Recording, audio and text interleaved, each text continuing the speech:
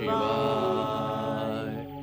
ओम नमः शिवाय। ओम नमः शिवाय। दोनों पति पत्नी तपस्या कर रहे हैं, फल भी दुगुना प्राप्त होगा।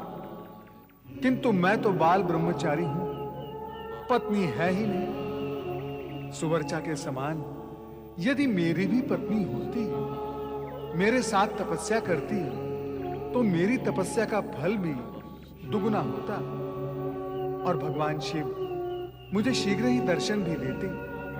अब पत्नीहीन मुझ बाल ब्रह्मचारी की तपस्या न जाने भगवान भोलेनाथ तक कब पहुंचेगी। ओम नमः शिवाय।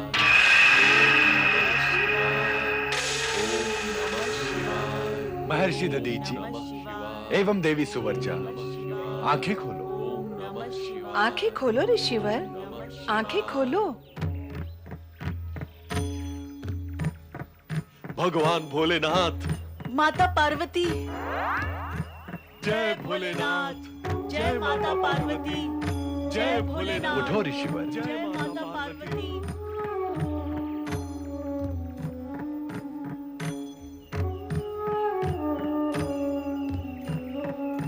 अपनी मनोकामना कहो ऋषिवर। हे त्रिकालदर्शी, सर्वव्यापक, सर्वज्ञ, आप मेरे मन और मनोकामना दोनों से परिचित हैं। आपके मंगल दर्शन प्राप्त होने के पश्चात अब कौन सी कामना शेष रह जाती है देवेश्वर? अब तो केवल यही कामना है कि जन्म जन्मांतर तक आपकी आराधना करता रहूं प्रभु। ऋषिवर, आप अपनी पत्नी सहित हम जैसा पुत्र प्राप्त करने के लिए बहुत समय से आराधना कर रहे हैं। हम आपकी मनोकामना पूर्ण करते हुए वरदान देते हैं कि आपको पिपलाद नामक रुद्र अवतारी पुत्र प्राप्त होगा, जिसके दर्शन मात्र से शनि ग्रह की सारी बाधाओं का अंत होगा। आपके दर्शन और वरदान पाकर हम धन्य हुए देवाधिदेव। और महर्षि दधीचि, आपने जन्म जन्मांतर तक हमारी आराधना करते रहने का निश्चय व्यक्त किया है और अपने तन को तप से तपाया है। इसलिए हम आपकी अस्थियों को वज्र के समान अटूट बन जाने का भी वरदान देते हैं। आपके वरदानों से हमारा जीवन सफल हो गया प्रभु, हम धन्य हो गए। भोलेनाथ, माता पार्वती, आपका एक और भक्त आपके दर्शन प्राप्ति के लिए तपस्या कर रहा है। कृपया आप उसे भी आशीर्वाद दें, कृपया दृष्टि डालें उस पर। नारद, हम यहां दर्शन देने नहीं, वरदान देने आए हैं। इसलिए हम तुम्हें भी बिन मांगे ही कामना पूर्ति का वरदान देते हैं। नारद, अब से कुछ ही समय पूर्व तुमने मन ही मन यह कामना की थी कि यदि तुम्हारी भी पत्नी होती और तुम्हारे साथ तपस्या करती, तो तुम्हारी तपस्या का ताप भी द्विगुना हो जाता। तो क्या हुआ भोलेनाथ? हुआ नहीं, होगा। क्या? हम तुम्हें वरदान देते हैं कि तुम्हें शीघ्र ही एक निष्ठावान धर्म पत्नी प्राप्त होगी। मैं बाल ब्रह्मचारी हूं प्रभु, मुझे नहीं चाहिए आपका विचित्र और विनाशकारी वरदान। आप हंस रही हैं भोलेनाथ, आप अपना ये वरदान वापस ले लें। देख रहे हैं ना आप, मेरी जग हंसाई आरंभ हो चुकी है। एक बार दिया हुआ वरदान वापस नहीं लिया जाता नारद।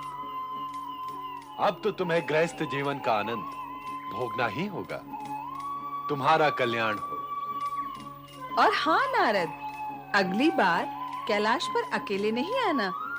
आओ तो अपनी धर्मपत्नी को साथ लेकर ही आना। नारायण नारायण के द्विगुणे उच्चारण से कैलाश भी गूंज उठेगा। आप भी माता आप भी।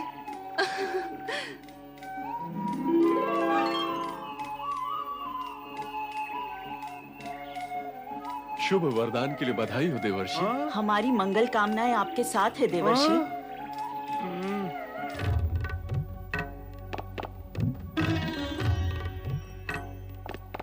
स्वामी, आपने बाल ब्रह्मचारी नारद को गृहस्थ जीवन का विचित्र वरदान क्यों दे दिया? वरदान हमने दिया नहीं देवी, उन्होंने लिया है। अर्थात? नारद के मन में बैठे विचार एवं विकार से कामना उत्पन्न हुई और कामना से वरदान। ब्रह्मा जी की भी यही इच्छा थी कि अपने बाल ब्रह्मचारी होने पर अभिमान करने वाले नारद को एक बार गृहस्थ धर्म का अनुभव होना ही चाहिए।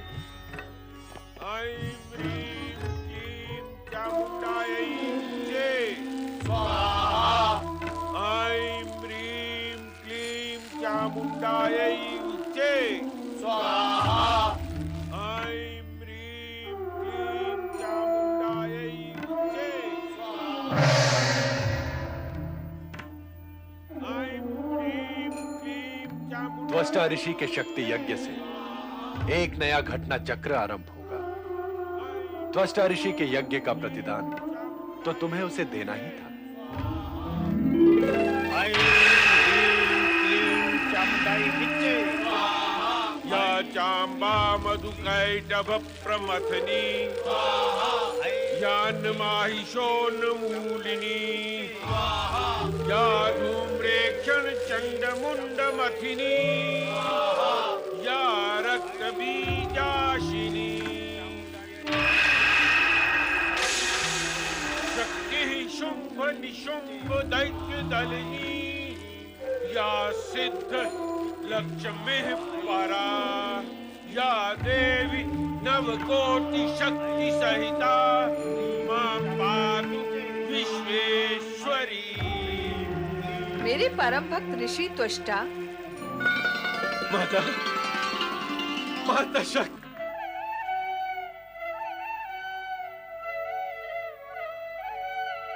स्वामी, आप क्या मेरे मन में उठे प्रश्न को जानकर मुस्कुरा रहे हैं?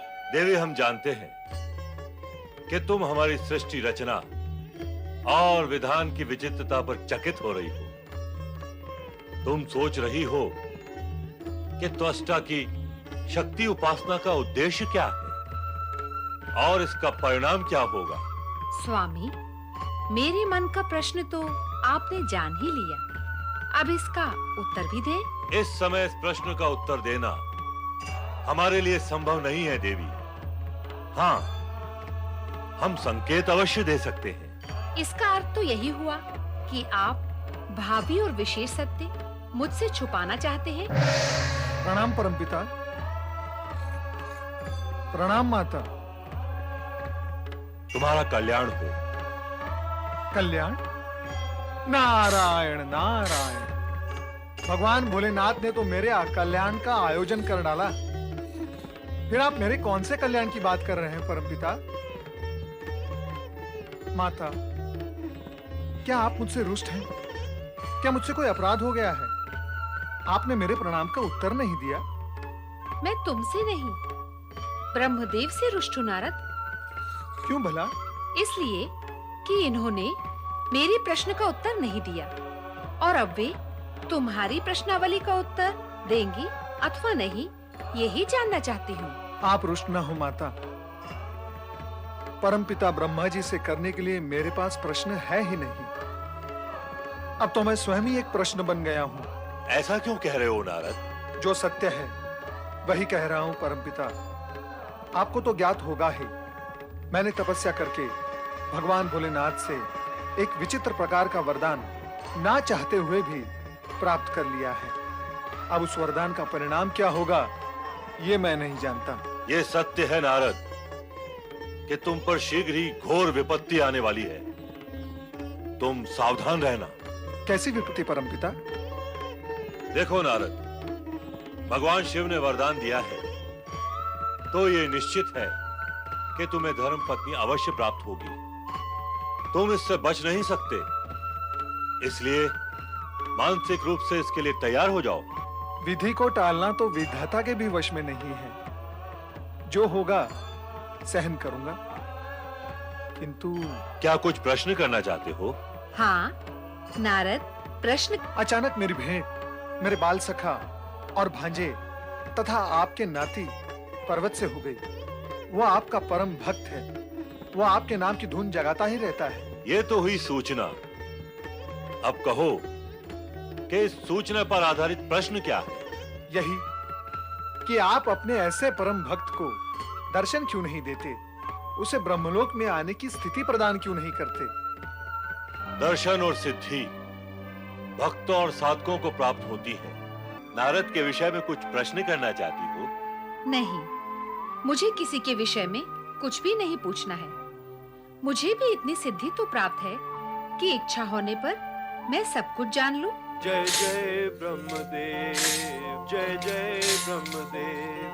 नारायण नारायण नारायण, भज मन नारायण नारायण नारायण। जय जय ब्रह्मदेव, जय जय ब्रह्मदेव, जय जय नारायण ब्रह्मदेव।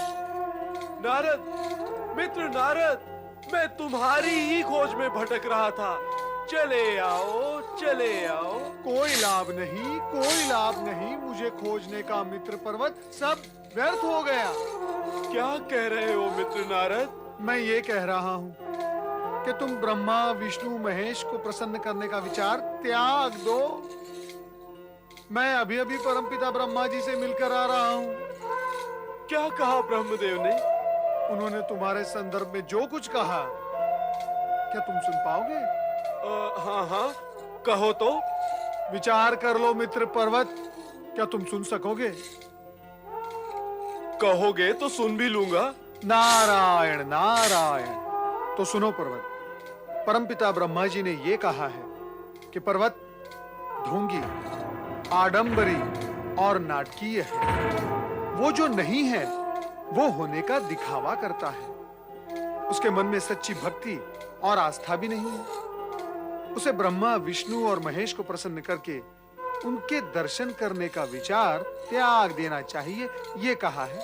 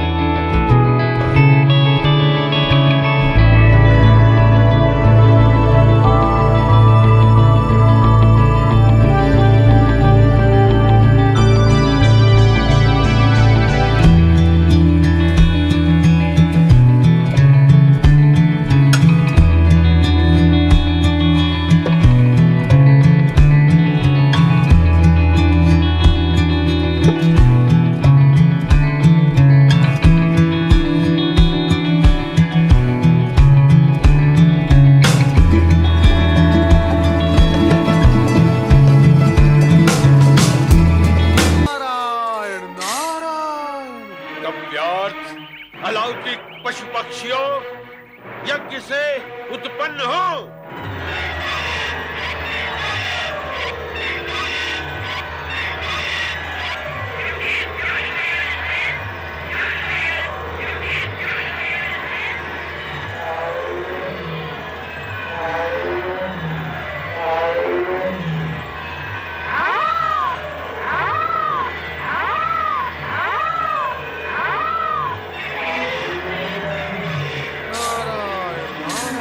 जय जय ब्रह्मदेव, नारायण नारायण। जय जय ब्रह्मदेव। मित्र नारद, कहो पर्वत, क्या तुम भी वही देख रहे हो जो मैं देख रहा हूँ? मैं भी यही प्रश्न तुमसे पूछने वाला था। मैं तो ये कब से देख रहा हूँ।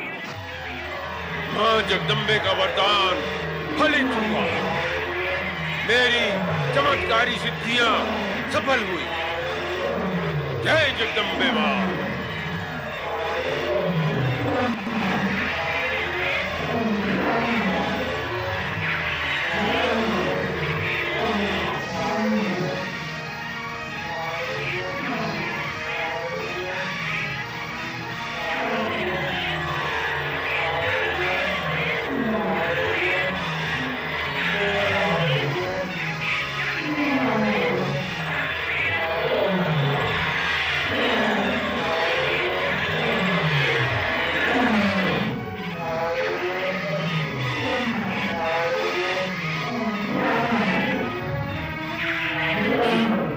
ये विचित्र, भयंकर और विभिन्न पशु पक्षी कहां से आ रहे थे गुरु? जगत जननी माता शक्ति की जय। जगत जननी माता शक्ति की जय। देवराज, ये विचित्र पशु पक्षी शक्ति उपासक ऋषि त्वष्टा ने यज्ञ से उत्पन्न किए हैं। उन्होंने ये अद्भुत शक्तियां माता शक्ति के वरदान से प्राप्त की हैं, जिनका उपयोग वो देवताओं के विरुद्ध करेंगे।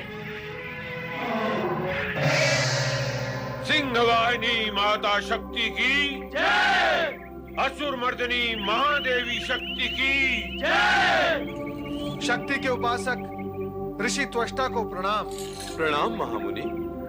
मैं परमपिता ब्रह्मा जी का मानस पुत्र नारद आपके दर्शनार्थ यहाँ उपस्थित हुआ हूँ। और मैं ब्रह्मदेव का नाती देवर्षि नारद के साथ आपके दर्शन का लाभ लेने आया हूँ। ऋषिवर, आपके द्वारा यज्ञ से उत्पन्न दिव्य, अलौकिक और अद्भुत पशु पक्षी देखकर अति आनंद हुआ। मन में जिज्ञासा उठी, सो चले आए। अति सुंदर, अति अद्भुत और विचित्र हैं ये पशु पक्षी। ऐसे पशु पक्षी इसके पूर्व हमने कभी नहीं देखे महामुनि। किंतु ऋषिवर, इन सब पशु पक्षियों को यज्ञ से उत्पन्न करने का उद्देश्य क्या है? उद्देश्य? हम स्वर्गाधिपति देवराज इंद्र को इस सत्य से परिचित करवाना चाहते हैं कि जो वस्तु वो अपने कल्प वृक्ष से प्राप्त नहीं कर सकते, उसे हम इस यज्ञ कुंड से प्राप्त करने की शक्ति और सामर्थ्य रखते हैं। हम देवराज इंद्र का गर्व खंडित करना चाहते हैं कि केवल वही शक्ति और क्षमता के अधिकारी हैं। इसीलिए हमने सभी पशु पक्षी स्वर्गलोक भेज दिए हैं। क्षमा करें ऋषिवर, गर्व से गर्व कभी खंडित तो होता नहीं। इतने पर भी यदि देवराज इंद्र का गर्व खंडित हो भी गया, इससे आपको क्या लाभ होगा? इंद्र हमारी शक्ति, क्षमता और सामर्थ्य की श्रेष्ठता को स्वीकार कर लेंगे। उससे क्या होगा? अपनी श्रेष्ठता मनवाने और इस प्रकार मान्यता प्राप्त कराने के प्रयत्न में इससे पूर्व भी कई तथा कथित महापुरुष दुष्कर्म करके असफलता प्राप्त कर चुके हैं। तुम बोलते बहुत हो नारद। नारायण नारायण, मैं बोलता हूँ तभी तो भीतर छिपे रहस्य और सत्य खोलता हूँ। नारद, पर्वत, मेरे प्रिय शिष्यों, तुरंत स्वर्गलोक पहुंचो। हम तुमसे तुरंत मिलना चाहते हैं।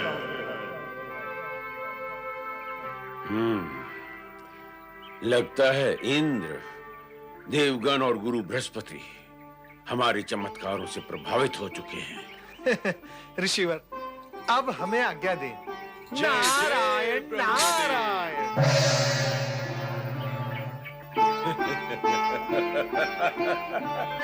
नारायण नारायण। जय जय ब्रह्मदेव।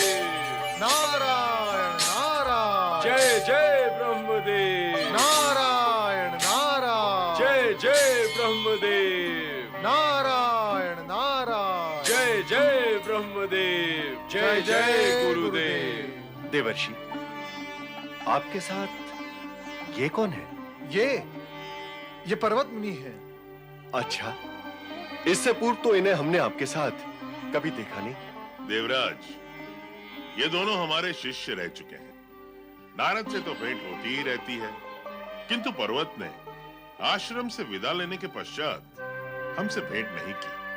न जाने कहां भटकता रहता है। क्षमा कीजिए गुरुदेव, मैं भटकता नहीं, इसीलिए भेंट ना कर सका। तो फिर कहां रहते हो? मैं ब्रह्मा जी की आराधना से सिद्धि प्राप्त करने के लिए हिमाचल में गुप्त रूप से एक स्थान पर रह रहा था, परंतु ना तो अभी तक मुझे ब्रह्मा जी के दर्शन हुए और ना ही ब्रह्मलोक पहुंचने की शक्ति प्राप्त हुई। जय जय ब्रह्मदेव। नारद की संगति में कैसे आए? बाल सखा नारद से अचानक मेरी भेंट हो गई और इनसे भेंट करके मेरे मन में अपूर्व उत्साह का संचार हुआ। अब मैं अपनी तपस्या से ब्रह्मा त्वष्टा के लिए अब कुछ भी असंभव नहीं रहा। ऐसी स्थिति में अब तुम उन्हें स्वर्ग में आने के लिए प्रेरित करो। नारायण नारायण। स्वर्ग आने का निमंत्रण तो स्वयं देवराज को ही देना चाहिए। हाँ, अनुरोध करने का कार्य हम अवश्य कर ही सकते हैं।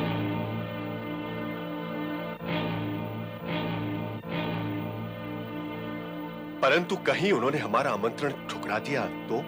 जब नारद, देव ऋषि नारद हमारे साथ हैं, तब तक चिंता का कोई कारण नहीं है देवराज।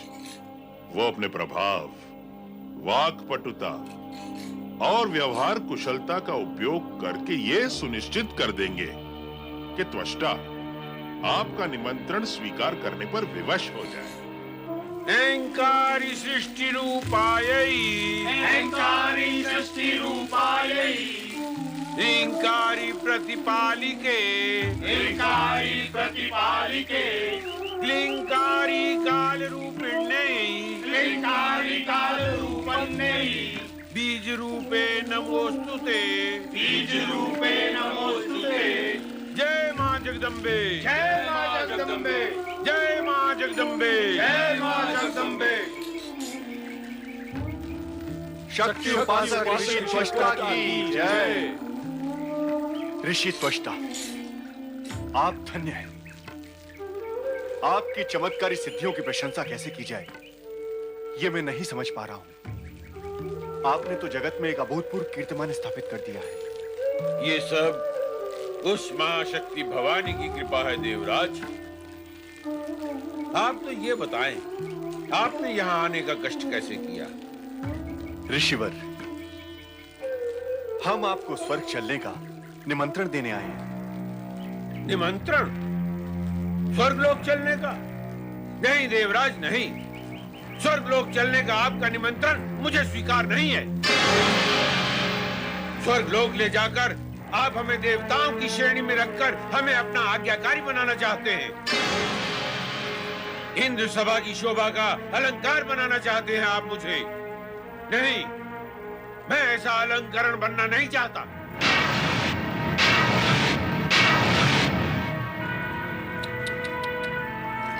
ऋषिवर, आपको भ्रम हुआ है। देवराज इंद्र आपके चमत्कार को मान्यता देकर आपको स्वर्ग में सम्मानित करना चाहते हैं। स्वर्ग में आपका स्थान और श्रेणी देवताओं से श्रेष्ठ होगी। और ऋषिवर, आपको स्वर्ग में गुरु जैसा सम्मान प्राप्त होगा। असंभव, सर्वथा असंभव।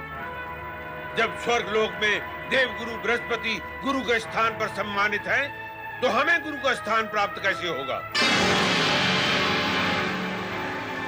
देवराज, यदि आप इन्हें स्वर्ग ले जाना चाहते हैं, तो इन्हें आपको गुरु का सर्वोच्च स्थान देना ही होगा।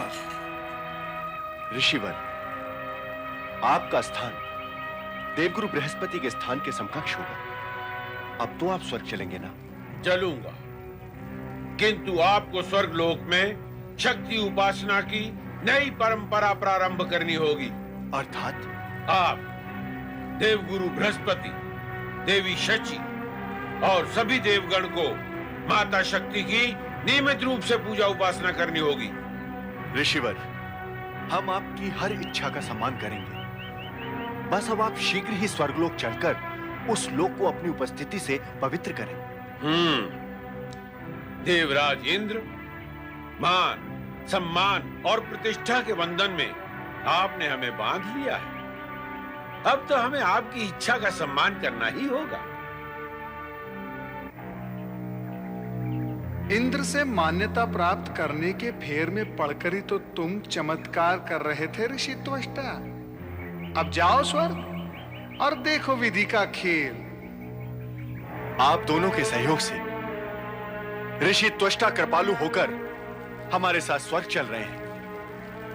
आप दोनों हमारे धन्यवाद के पात्र हैं। आइए ऋषिवर, स्वर्ग के लिए प्रस्थान करें। चलिए देवराज इंद्र।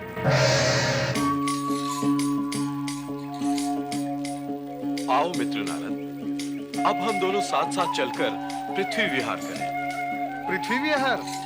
नारायण नारायण। किंतु मित्र, हम जाएंगे कहाँ? पहले तो तुम मेरे आश्रम में चलकर मेरे अतिथि बनो, उसके बाद वहां चलकर विचारेंगे कि कहाँ चलना है। मित्र, मेरी विवशता यह है कि मैं एक ही स्थान पर अधिक समय तक अतिथि बनकर नहीं रह सकता। यदि पृथ्वी भ्रमण करना ही है तो आओ हम आकाश मार्ग से चलें। ये उचित रहेगा, चलिए। नारायण नारायण। स्वर्गाधिपति देवराज इंद्र की जय। शक्ति उपासक ऋषि त्वष्टा की जय। शक्ति उपासक ऋषि त्वष्टा की जय। देवी शची, ऋषि त्वष्टा ज्ञानी ध्यानी ही नहीं, अनेक चमत्कारी सिद्धियों के स्वामी भी हैं। ये तो हम स्वर्ग निवासियों का सौभाग्य है कि ऐसे परम श्रेष्ठ ऋषि के दर्शन हुए। और देवी शची, हमने ऋषि त्वष्टा को देव गुरु बृहस्पति के अनुरूप ही सम्मान देने का वचन दिया है। और यह है हमारे देव गुरु बृहस्पति। इनका आशीर्वाद सदा हमें प्राप्त रहता है ऋषिवर। केवल आशीर्वाद ही प्राप्त है? यदि हमारी भांति सिद्धियों को अपने वश में किया होता तो आशीर्वाद के साथ साथ सिद्धियां भी अवश्य प्राप्त होती और फिर हमें स्वर्ग लोक लाने की आवश्यकता न होती। देवराज इंद्र की आकांक्षाएं बहुत बड़ी हैं ऋषि त्वष्टा। हमें संदेह है कि आपकी सिद्धियां उन्हें पूर्ण कर पाएंगी। नमस्कार। देवराज इंद्र, दिए गए वचन के अनुसार आप शीघ्र ही शक्ति मंदिर की स्थापना करें और शक्ति पूजा उपासना प्रारंभ करें। शक्ति पूजा के बिना हम एक दिन भी स्वर्गलोक में नहीं रह सकते। मैं इसके लिए वचनबद्ध हूं ऋषिवर, और दिए गए वचन के अनुसार मैं शीघ्र ही शक्ति मंदिर स्थापना की व्यवस्था करता हूं। देव शिल्पी विश्वकर्मा को बुलाया जाए। देव शिल्पी विश्वकर्मा आ रहे हैं ऋषिवर, और वो देखते ही देखते शक्ति मंदिर का निर्माण कर डालेंगे। आज्ञा करे देवराज। देव शिल्पी विश्वकर्मा, आप यथाशीघ्र स्वर्ग में शक्ति मंदिर का निर्माण करें। स्वर्ग में शक्ति मंदिर? हाँ देव शिल्पी, अब से स्वर्ग में शक्ति पूजा की प्रथा एवं परंपरा आरंभ होगी। आप शीघ्र इस कार्य को पूर्ण करें। आपकी आज्ञा अनुसार शक्ति मंदिर का निर्माण शीघ्र ही हो जाएगा देवराज।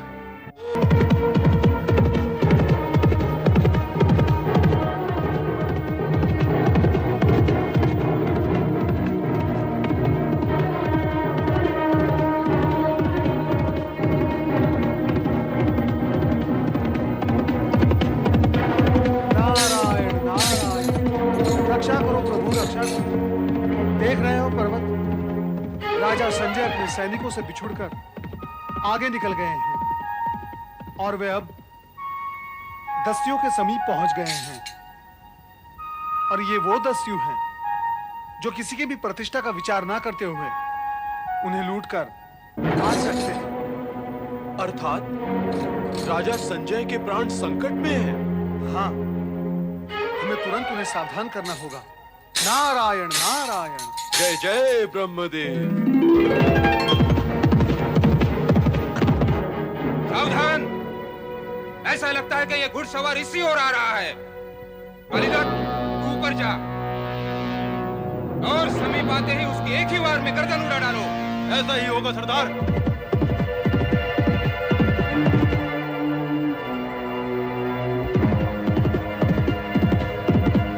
सावधान राजन, सावधान। अब आगे न जाएं। आगे अत्यंत हिंसक और भयंकर दस्युओं का वास है। युद्ध और संघर्ष दोनों का समय ही नहीं देते, तुरंत वार करके समाप्त कर देते हैं। कृपया आप आगे न जाएं। हमारे राज्य में प्रजा को लूटने और मारने वाले दस्यु रहते हैं। ये हमारे लिए लज्जा और खेद का विषय है। कलंक है हमारे नाम, काम और हमारी व्यवस्था पर। और तुम हमें उस ओर बढ़ने से रोक रहे हो जिधर दस्यु हैं। यदि मैं उस ओर नहीं गया तो क्या उनकी संख्या बढ़ नहीं जाएगी? और यदि दस्युओं की संख्या बढ़ गई तो क्या प्रजा को संकट नहीं होगा? यदि मैं राजा होकर दस्युओं की संख्या बढ़ने देता हूं, तो क्या यह प्रजा के साथ विश्वासघात नहीं होगा? मुनिवर, जिधर दस्यु हैं, आप मुझे उस दिशा में जाने से रोककर एक दुष्कार्य नहीं कर रहे हैं? मेरा और मेरी प्रजा का अहित नहीं कर रहे हैं? नहीं, मैं आपकी एक नहीं सुनूंगा। राजा, कर्तव्य और दायित्व से पूर्ण आपके वचन सुनकर मैं सुखद आश्चर्य से अभिभूत हुआ। अपनी प्रजा के लिए इतना विचार करने वाला कौन राजा है जितना आप कर रहे हैं? अपनी प्रजा के लिए अपने प्राणों की चिंता किए बिना अराजकता के दोष को मिटा देने वाली आपकी भावना अभिनंदनीय है। किंतु राजन, आप अकेले हैं और वे संख्या में बहुत अधिक। इस शक्ति परीक्षण में संतुलन नहीं है। मुनि वेशधारी महाराज, हम एक राजा हैं और एक राजा को भयभीत करके आप उसे उसके कर्तव्य और दायित्व से परे हटाना चाहते हैं। प्रजा के प्राणों पर खड़े इस संकट को क्या हम खड़ा रहने दें?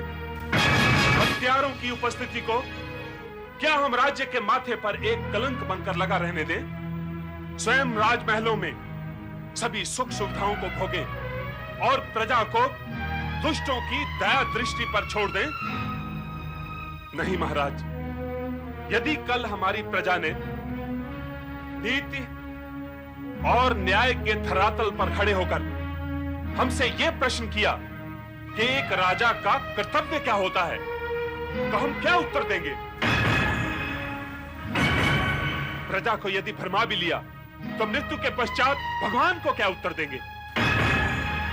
निष्ठा और कर्तव्य से मुख मोड़कर मृत्यु के पश्चात इस पार और उस पार नरक के द्वार हमारे लिए खुले ही हैं।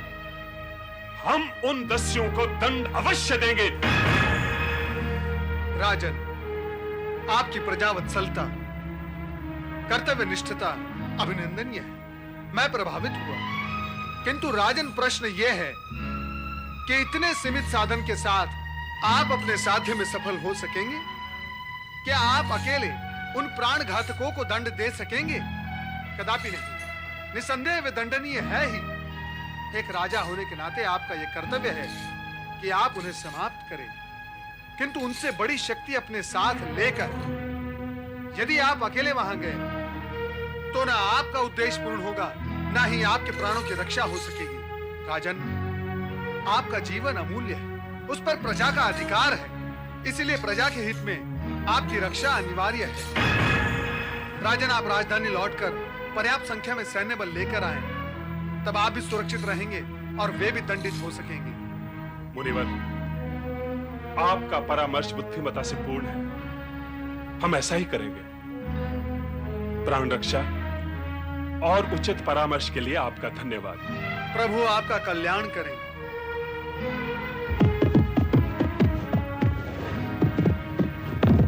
सरदार, घोड़े की टापों की धुनों से ऐसा लग रहा है कि घुड़सवार लौट गया। अब वो दोबारा नहीं आएगा।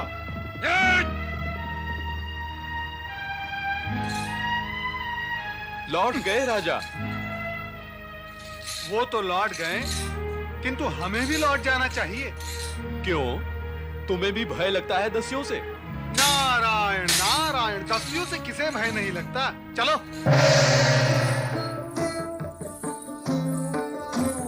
सुंदर, अति सुंदर।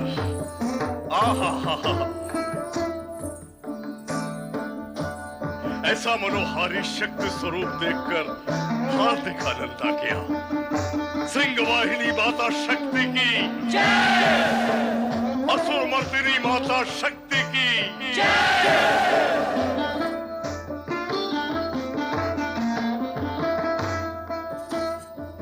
देवेंद्र, जब हम माता की जय कहते हैं तो माता के और भी प्रिय हो जाते हैं।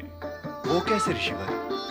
देवराज, ज का अर्थ है जगत एवं य का अर्थ है यश, अर्थात संपूर्ण जगत में माता का यश व्याप्त हो, अर्थात माता का गुणगान करने वाला भी माता की ही भांति निर्भय, शक्तिशाली, दयालु एवं कृपालु हो। जब माता के गुण हमारे जीवन में प्रवेश करेंगे तो क्या हम माता के और भी प्रिय नहीं बनेंगे? तब क्या माता अपने प्रिय भक्तजनों के प्रति और भी दयालु और कृपालु नहीं बनेगी? अवश्य होगी ऋषिवर, अवश्य ही होगी। माता तो सदा अपने पुत्रों का हित ही चाहती है। यही सत्य है देवराज।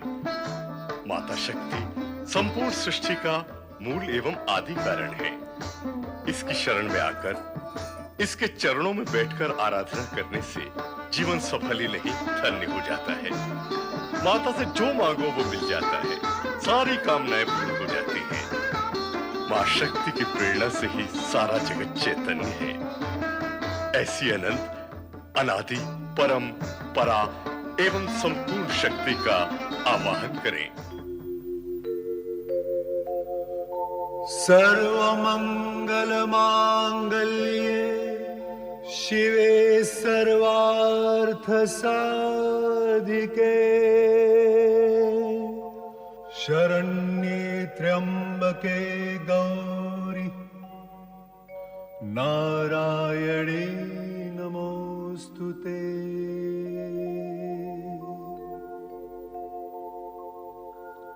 शरणागत दीनार्त परित्राण परायणे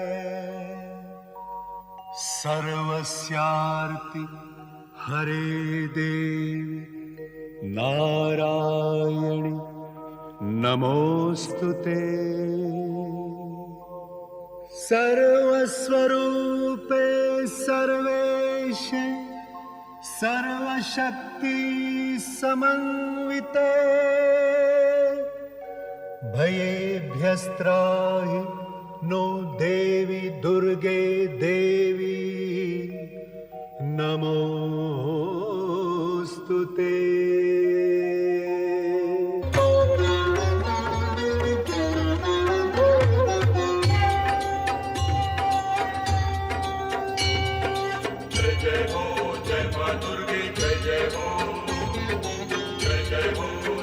दुर्गे जय जय हो। शक्ति स्वरूप तुम कल्याणी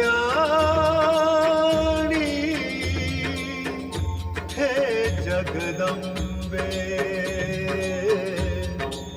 मात भवानी। जय जय हो जय मां दुर्गे जय जय हो। दुर्गे जय जय हो। शक्ति स्वरूपा तुम कल्याणी हे जगदम्बे मात भवानी। शक्ति स्वरूपा तुम कल्याणी हे जगदम्बे मात भवानी। जय जय हो जय मां दुर्गे जय जय हो। जय जय हो जय मां दुर्गे जय जय हो।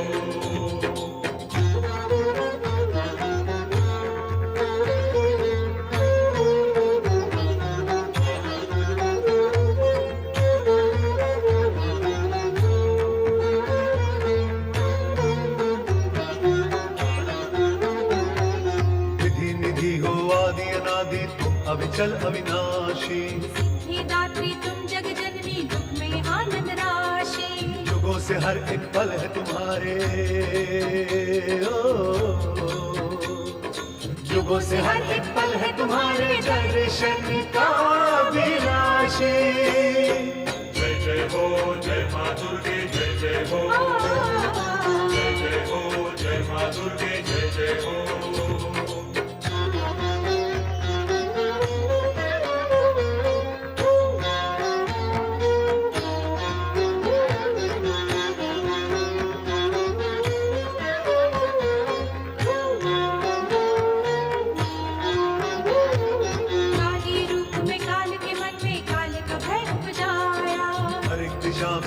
सरस्वती ज्ञान का दीप जलाया। लक्ष्मी की छवि धारण करके लक्ष्मी की छवि धारण करके धन वैभव बरसाया। जय जय हो जय मां दुर्गे जय जय हो।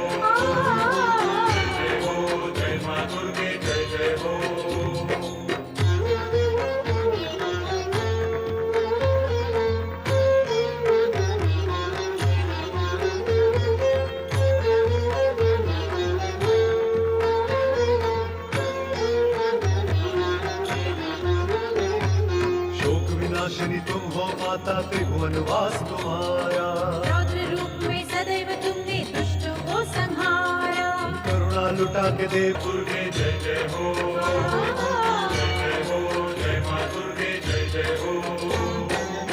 शक्ति स्वरूपा तुम कल्याणी, हे जगदम्बे मातृ भवानी। शक्ति स्वरूपा तुम कल्याणी, हे जगदम्बे माता भवानी। जय जय हो, जय माँ दुर्गे जय जय हो, जय जय हो, जय माँ दुर्गे जय जय हो,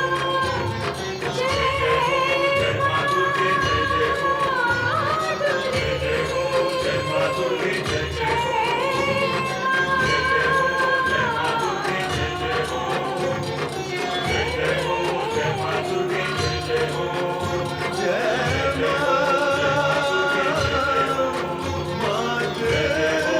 माँ दुर्गे जय जय हो,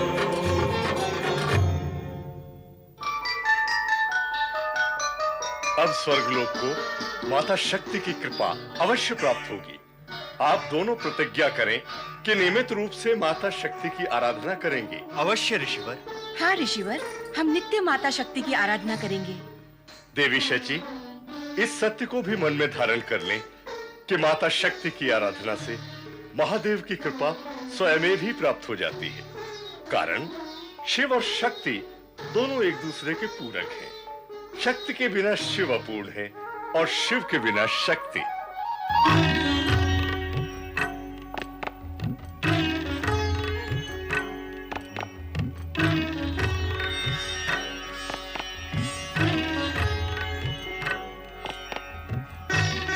पति परमेश्वराय नमो नमः।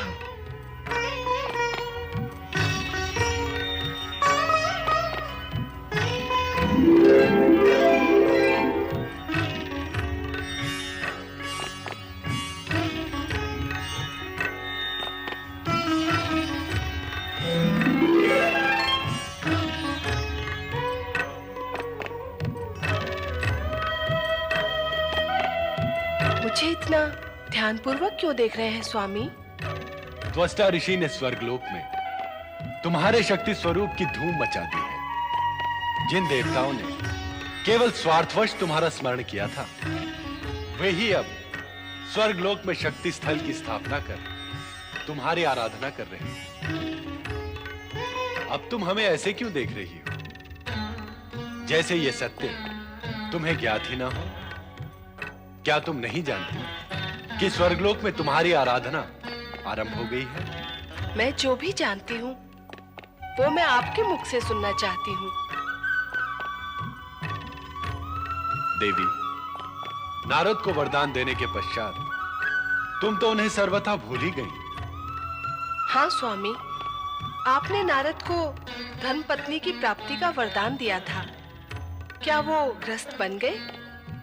अब तक तो नहीं बने, किंतु बनने की स्थिति के समीप अवश्य पहुंच गए हैं। नारायण नारायण। जय जय ब्रह्मदेव। नारायण नारायण। जय जय ब्रह्मदेव।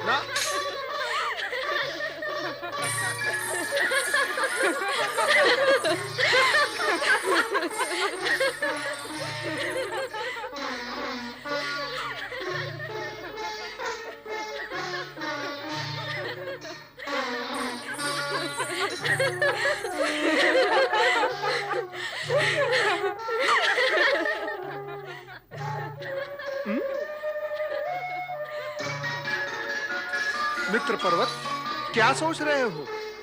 वही जो तुम सोच रहे हो। ये कैसे जान लिया कि मैं क्या सोच रहा हूँ? अपने दिव्य ज्ञान से। क्या कहता है तुम्हारा दिव्य ज्ञान? यही कि तुम जानना चाहते हो कि वो सुंदरी कौन है। मैं भी यही जानना चाहता हूँ। मैं भी अपने दिव्य ज्ञान से इतना तो अवश्य जान गया हूँ कि ये सुंदरी वही राजा संजय की पुत्री है, जिसे हमने वन में दस्युओं से सावधान किया था। तब तो अवश्य ही हमें राजा संजय का आतिथ्य ग्रहण करना चाहिए। राजा हमें देखते ही हर्षित होकर हमारा स्वागत करेंगे। किंतु मित्र, मेरा मन ये कहता है कि हमें इस झंझट में नहीं पड़ना चाहिए। चलो हम आगे बढ़े। नहीं मित्र नहीं, ऐसा सुअवसर बार बार नहीं आता। चलो मित्र चलो। आपके भाव का भंडार है। कहाँ से आती इतनी सारी गुड़ कथाएं? नाना, मैं नहीं बताऊंगी कि मेरे पास कहाँ से आई इतनी गुड़ कथाएं। यदि मैं बता दूंगी तो तुम सब ले आओगी, फिर मैं क्या सुनाऊंगी? चलो जैसी भी कथा हो सुना दो। मैं भी यही सोच रही थी। अच्छा सुनो, एक भयंकर राक्षस जंगल से जा रहा था। दूसरा भयंकर राक्षस जंगल में आ रहा था। अच्छा, फिर क्या हुआ? जब दोनों आमने सामने आ गए तो एक राक्षस ने दूसरे राक्षस से कहा, मैं तुझे खा जाऊंगा। तो दूसरे ने कहा, अरे मूर्ख, यदि राक्षस को खा सकता तो मैं अब तक तुझे खा नहीं जाता। चल उनको खाते हैं जो राक्षस नहीं है। बस उसी दिन से जो राक्षस नहीं थे उनकी संख्या घटने लगी और राक्षसों की संख्या बढ़ने लगी।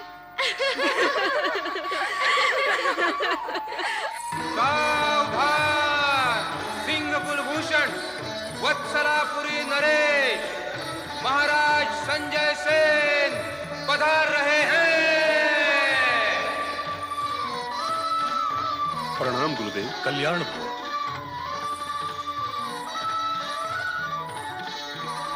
विराजिए।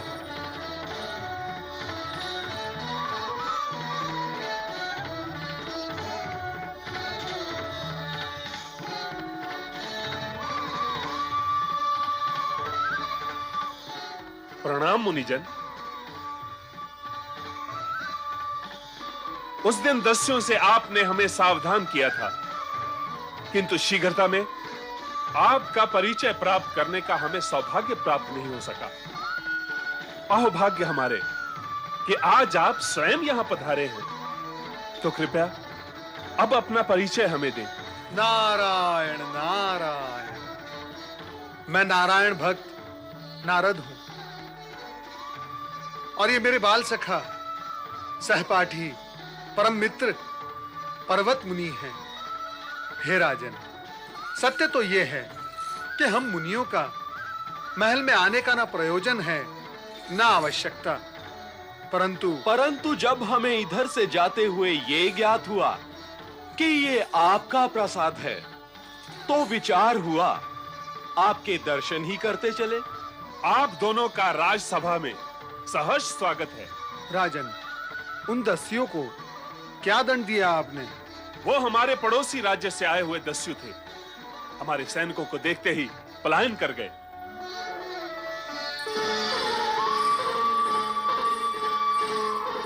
आओ पुत्री दमयंती, आओ।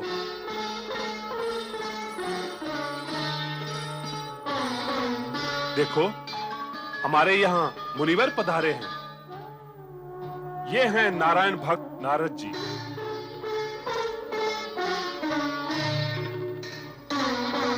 जिन्होंने उस दिन दस्युओं से हमारी रक्षा कर उचित परामर्श दिया था, और साथ में ये हैं इनके बाल सखा मुनि पर्वत। मुनि जन को दमयंती का प्रणाम। कल्याण हो। भविष्य उज्जवल भव।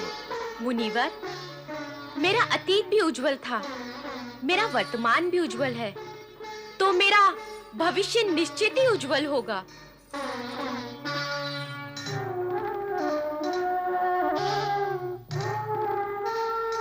कुछ नई बात कहे मुनिवर। क्या कहा राजकुमारी? यही कि आप मुनि हैं तो हम भी गुणी हैं। क्या आपने वो कथा सुनी है? कौन सी कथा? वही जब एक मुनि ने दूसरे मुनि से प्रश्न किया कि गणना कहाँ से आरंभ होती है। दूसरे मुनि ने कहा, कि एक से। इस पे पहले मुनि ने फिर प्रश्न किया, गणना समाप्त कहाँ होती है?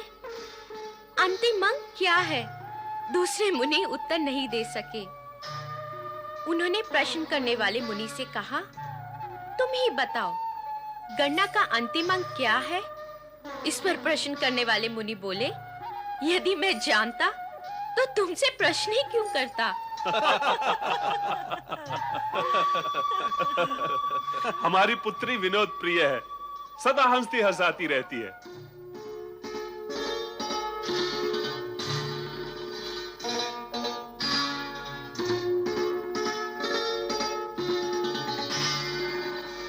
पिताजी, ये दोनों मुनि हमारे सम्माननीय अतिथि हैं। इनकी सुख सुविधा का हमें समुचित प्रबंध करना होगा। अवश्य, अवश्य।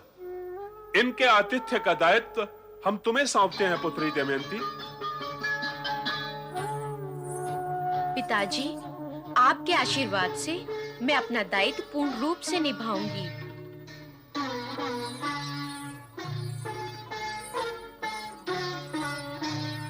पधारे मुनिवर, मैं आपको अतिथि कक्ष दिखा दूं। पधारे।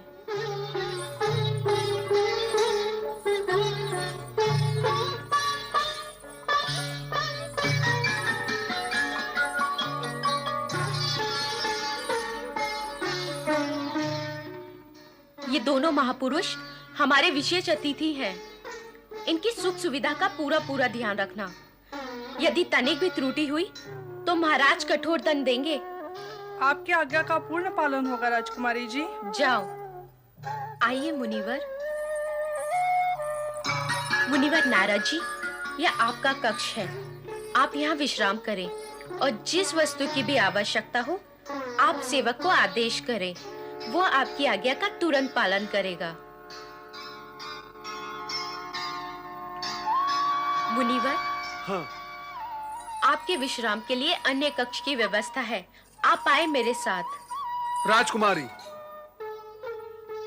राजकुमारी, आप व्यर्थ ही कष्ट एवं चेष्टा कर रही हैं। हम तो वैरागी हैं, नारायण भक्त हैं। हमारा एक ही स्थान पर रहना और वास करना कहाँ संभव होता है, और एक वैरागी के लिए यह अनुचित भी है। फिर राजभवन में रहना और सुख सुविधाओं का उपभोग करना एक वैरागी के लिए सर्वथा निषिद्ध भी है।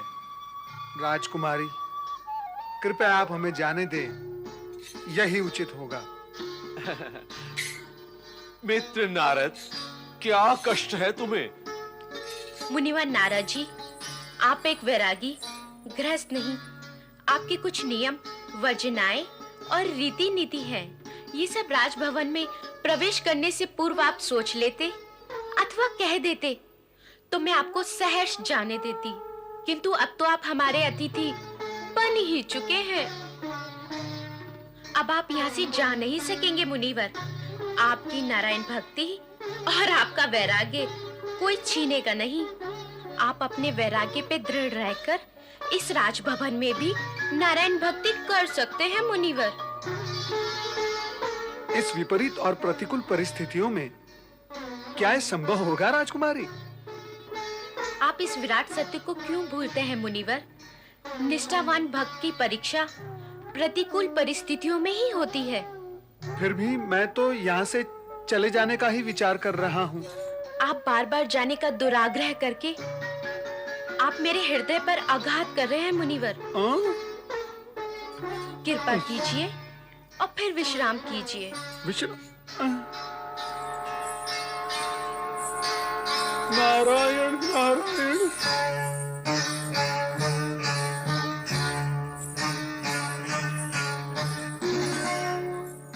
मुनिवर, ये आपका शयन कक्ष है, आप यहाँ विश्राम करें।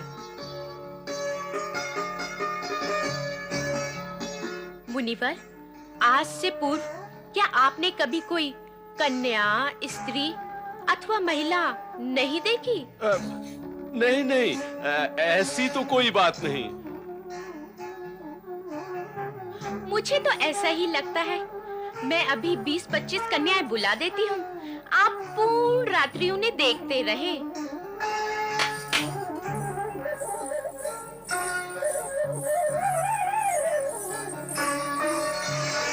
आज्ञा करे राजकुमारी। वसुधा, रंगशाला में से जाकर अमला, विमला, रमला, गुरवंती, अरुंधति, जोशना, सुनंदा, सुप्रिया, लक्ष्मी, इन सभी को तुम तुरंत बुला लाओ। नहीं राजकुमारी जी, नहीं। हाँ पर्वत मुनि, हाँ।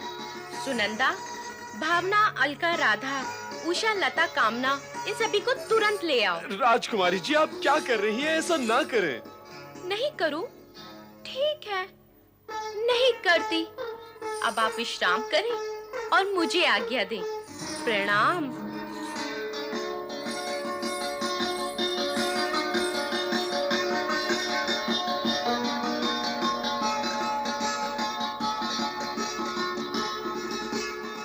राजकुमारी दमयंती, हमने तो कभी सोचा भी नहीं था इस सुसज्जित और सुख सुविधापूर्ण कक्ष में विश्राम करने के विषय में, किंतु हमारा भाग्य ही हमें तुम्हारे पास तक खींच लाया है।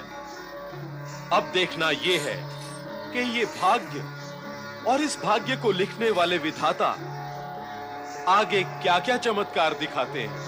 ऐंकारी सृष्टि रूपायै ह्रींकारी प्रतिपालिके क्लींकारी काम रूपिण्यै बीज रूपे नमोस्तुते। हे महाशक्ति, हे परम शक्ति, हे अनंत शक्ति, हे आदि शक्ति, हे पराशक्ति, तुम्हारी जय हो, जय हो, तुम्हारी जय हो, जय हो, तुम्हारी जय हो, जय हो। हमें प्रसन्नता है कि आप हमारे शक्ति आराधना के आदेश का पालन निष्ठापूर्वक कर रहे हैं। आपके आदेश का पालन करना तो हमारा कर्तव्य है ऋषिवर। मैं वो आपसे एक विनम्र प्रार्थना करना चाहता था। कहें देवराज। ऋषिवर, जब आप हमारे निमंत्रण पर स्वर्ग आए हैं तो हमारे ऊपर एक कृपा और करें। आप अनेक चमत्कारी सिद्धियों के स्वामी हैं। माता शक्ति आप पर प्रसन्न है।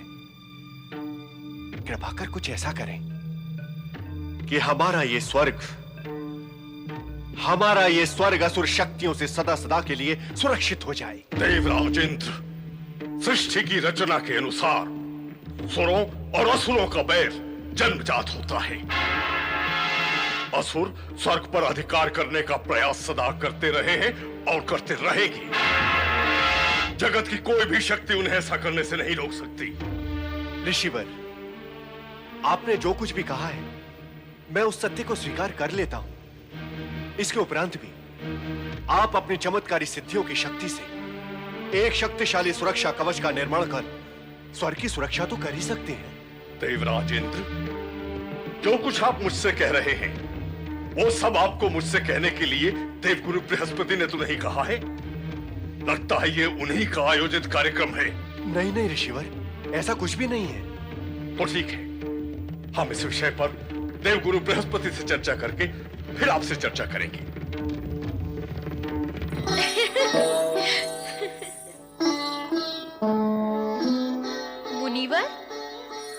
मुनिवर, भोजन के समय कहाँ चले गए आप? मुनिवर कहाँ हैं आप? मुनिवर, मैं आपके लिए भोजन लाई हूँ। मुनिवर,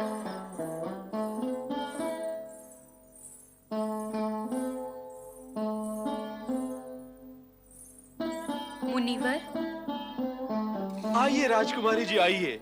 मैं आप ही की प्रतीक्षा कर रहा था। मुनिवर, कृपा करके बताइए, आपके मित्र मुनिवर नारद जी कहाँ चले गए हैं? नारद मुझे और इस सुंदर विशाल महल को छोड़कर कहां जा सकते हैं भला? वे अवश्य ही आंख मिचौली खेल रहे होंगे, क्योंकि वे विरोधी स्वभाव के हैं। यही कहीं छुपे होंगे। मैं अभी ढूंढ कर लाता हूं उन्हें।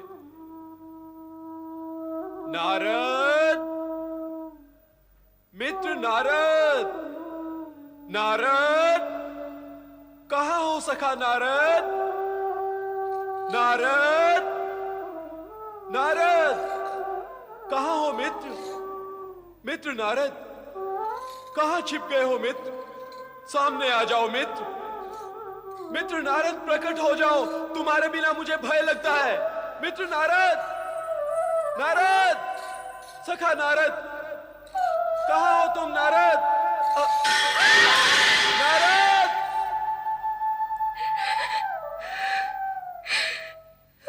नारद ने मेरे साथ ही नहीं, आपके साथ भी वचन भंग किया है।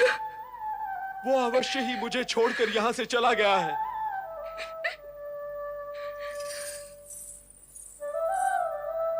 तुम मुझे बताए बिना कहां चले गए नारद?